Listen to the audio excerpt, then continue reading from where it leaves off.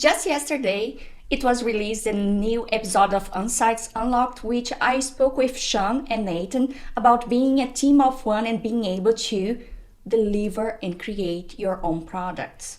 You can start publishing them using no-code tools. And the video of today, we will be talking about no-code ideas. So if I would be you, I would check out this video and turn on the podcast and listen to that conversation as well. Let's go to the point. So how do I get to have a new no-code app idea? And I have seen that on YouTube search, a lot of people are asking this question, but maybe that's not the way to ask. Instead of focusing on how you build a product, why not think about the idea that you actually want to create or the solution that you want to give to your users? I recently read the book from Kagan, $1 Million Weekend. In the ideation phase, he talks about creating products for ideas that already exist and are already generating revenue. That is a way to go, but how else would you have an idea today? You can really simplify with whatever you have in your mind, but you have a profitable idea or even something that's feasible, you could really start doing several different things. The first one would be get the apps you use on your phone and see how bad they are. And by that, what I mean is that they may have bad design, they may have a very bad user flow. You don't get done the things you actually thought they would be done when you are using that app, and that's a problem. And for you to validate that, it's simple. You just go to the App Store, Google Play Store, check for that app and see the reviews. On the reviews, most of users really tend to do two kinds of reviews. One is like, I love this product, why? Reason. And I hate this because reason. So go for the 1-star comment and see why people are hating it or what they wished existed. Because in those comments with 5 stars, you can maybe find those too, that people you say like, I love this product, but I wish there were this or that. And it might be that you don't really need to develop the whole thing, and if you focus just on that feature or on that one problem or the solution for that one problem, you have already customers. The idea is not for you to go after something you can build with no code, because I even say that today you can build Instagram with no code, and you think about the impact that Instagram has in your own life, you see that you have already enough to build with. So maybe your idea cannot be built exactly the way you wish. Like maybe you need GPS, maybe you need locations or things that you are really not able. But I tell you one thing, as a designer, I have seen a lot of ideas and there is always a way to work around. Either because that is not super important to the end user or because you can do it in another way. So maybe the straightforward way is not the way to go to your own product. And it's the same as doing a crazy 8. If you don't know what that is, it's like you get a piece of paper, you just fold it twice in the middle, and then you have 8 squares. And in each of those squares, you spend 1 minute trying to define how one screen you look by what you want there on the screen. And then you can get really crazy. You can be innovative. You see that today most of the apps we use, they use patterns, and these patterns are really great because then we don't know or we don't need to learn how to use the app because we already have seen these patterns in other apps, like lists, for example. You see lists on Airbnb, you see lists of items on Etsy or on Amazon, and then when you click on one of items, if it is a rental property or if it is a product like a jewelry or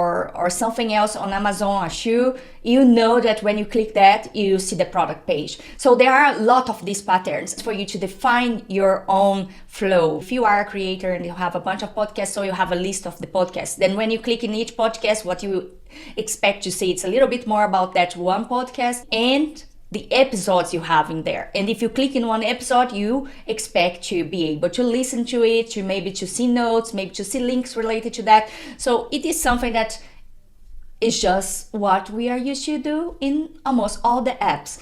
The other way I really like to come up with ideas is Google Trends search. If you invest on something like that you just need the content, you can also create a very simple product that already have people looking for it. You can go, for example, for turning online something that's offline. If you think about Uber, that's exactly what was done. So taxis were kind of offline, we would not really get them, and then suddenly we could just order one cab on your phone, and a lot of other apps followed.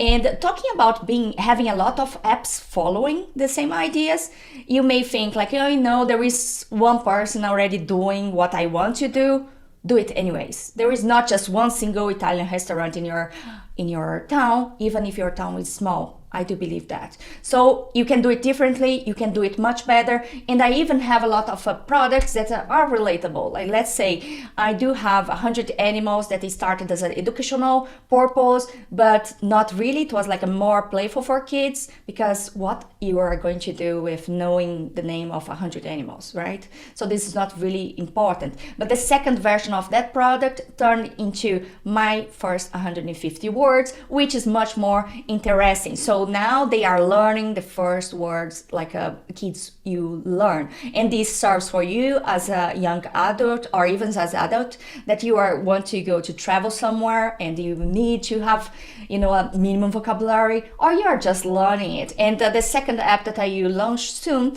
it will be about bilingual kids. So if you think about that, Duolingo does that, Babel does that, but I'm doing it in a different way. It is with a different concept behind. I'm thinking about cognitive load, and I'm thinking about how it's written, how it is spelled, icons and images. So it is a different to do.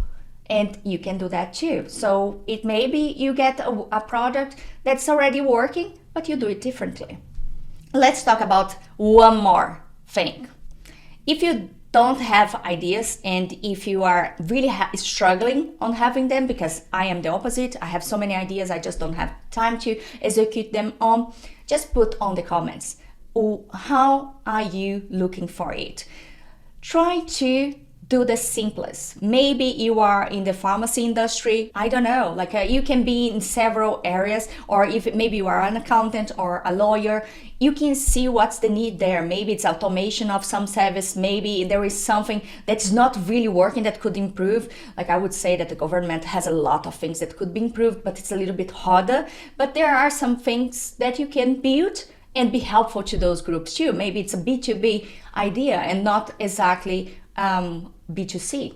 So go for it, just ideate, get a paper, start to put all the things that you just imagine is a problem for you, and start today. I hope this was helpful to you.